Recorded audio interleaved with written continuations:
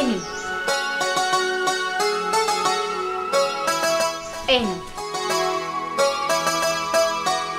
এই নিন, এই নিন। কি হলো, এভাবে তাকিয়েছেন কেন? আরো লাগবে? ঠিক আছে, এই নিন, আপনাকে আরো দিলাম।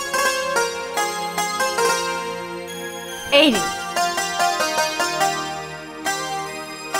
কি হয়েছে আপনার? আপনি এভাবে কেন আমাকে দেখছেন? কিছু বলবেন? আপনার কি খুব ক্ষুধা লেগেছে?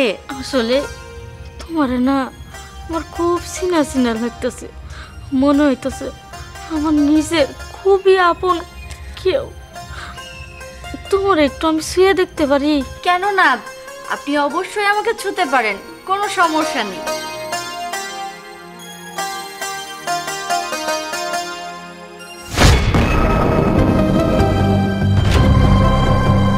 কবিতা, তুই কবিতা, তুই আমার মেয়ে।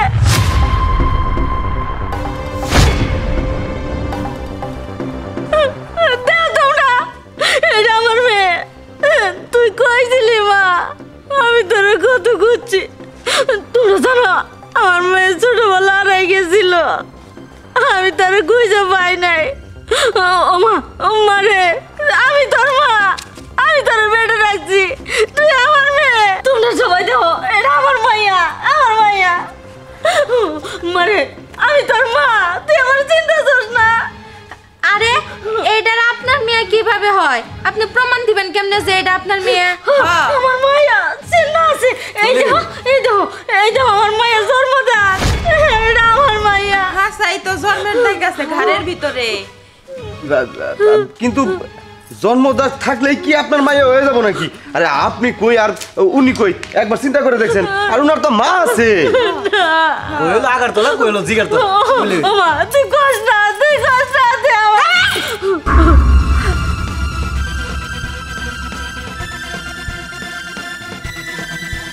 মা, ও মা, মা পাইছি, ওই বেঈমানটারে কইছা পাইছি মা। তুমি না আমারে কইছিলা যে একটা বেঈমান মহিলা যে আমার 10 মাস 10 দিন গর্ভে রাখছে, সে নাকি আমার ডামে ফলায় রেখে চলে গেছিল। তুমি আমার আইনা মানুষের মতো মানুষ করছো। পাইছে মহিলারে, দেখো মা কেমন করে কইতাছে, সে নাকি আমারে খুঁজে বেড়াইছে, সে নাকি আমারে পাগলের মতো খুঁজছে। মা আমি নাকি তার মেয়ে, আমার মেয়ে বলে দাবি করতেছে। এই মহিলা, তোর কি লজ্জা করতেছে না? লজ্জা নাই তোর? তুই কেমন করে আমার মেয়ে দাবি করস? যখন তুই আমার ওই ডাবের মধ্যে ফলাই রাইখে গেছিলি, তখন তোর মনে হয় নাই যে আমি তোর গর্ভের মেয়ে? তখন তুই চিন্তা করলি না আমারে যদি শিয়াল কুকুরে সিরা খাইতো আমার কি হইতো?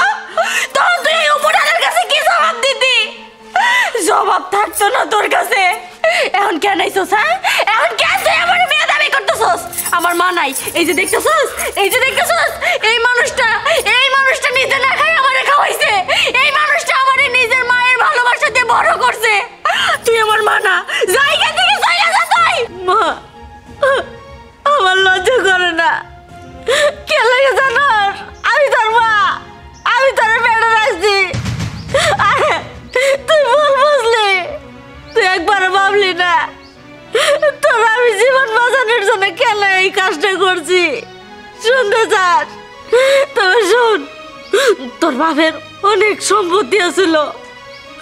তোর বাপ মরে যাওয়ার পরে তোর চাচা আর চাচা ভাই ওরা প্ল্যান করছে আমার আর তোরে মারা ফেলাবো, সম্পত্তির কোনো ভাগিদার রাখবো না। তাই তাই আমার দুইজনের মারার জন্য অন্য একটা জায়গায় নিয়ে গেছিল। আমি কোনো ভাই এগার কাছ থেকে তোর উদ্ধার করে আইনা দৌড়াইতে দৌড়াইতে কোনো জায়গায় না ভাই একটা ড্রাম দেখছিলাম, ভাবছিলাম আমার মারা লাগ, আমি মারা যায়, তুই তো বাঁচবি। তাই ওই ড্রামটার মতো তোরে রাইখা আমি শুইটা গেছিলাম গো, ভাবছিলাম পরে তোরে নিয়ে যাবো। কিন্তু যখন আইলাম তোর ভাই নাই, পাগলের মতো ঘুরছে। কত জায়গায় কত মানুষের জিজ্ঞেসি, কিন্তু ভাই নেই। আমি ভাবছিলাম তোরে মনে আর পাবো না, শিয়াল কোথায় জ্বালাইছে। আরে কিন্তু দুনিয়া যে ভালো মানুষ আছে আমি সেটা আগে জানি নাই। এই মানুষটা তোরে নিয়ে আয়ে ফলছে, কিন্তু এতদিন পরে যখন তোরে পাইলাম তোরা আমার ভুল বুঝতেছ। ঠিক আছে ঠিক আছে, আমি তোর কাছে আমু না, আর কোনোদিন আমু না, কিন্তু আল্লাহর কাছে হাজার হাজার শুকরিয়া আমার মায়েরা এখনো পয়সা আছে। আমি তো তোরে দেখতে পারছি, এখন আমার ময়রা শান্তি পারবো। বই আমার মায়েরারে দেখে রাখেন, অনেক কোনোদিন কষ্ট দিয়েন না। যেভাবে বুকে আগলাই রাখছেন সারা জীবন ওইভাবে রাখেন। আরে আমি আর তোর কাছে কোনোদিন আমু না, এ হতো বাকিনি মায়েরারে ক্ষমা করে দিস তুই। দাঁড়াবো যাইও না, তুমি যা করছো তোমার মেয়ের ভালোর জন্য করছো, তুমি কোনো অন্যায় করো না। কবিতা তোর মারে তুই মাফ করে দে, যা ভুল বুঝছিলি সব মুছে ফেলা। আজকে থেকে মনে করবি তোর একটা না তোর মা দুইটা। বোন তুমি আমার বাড়িতে থাকবা, যতদিন বাঁচবা।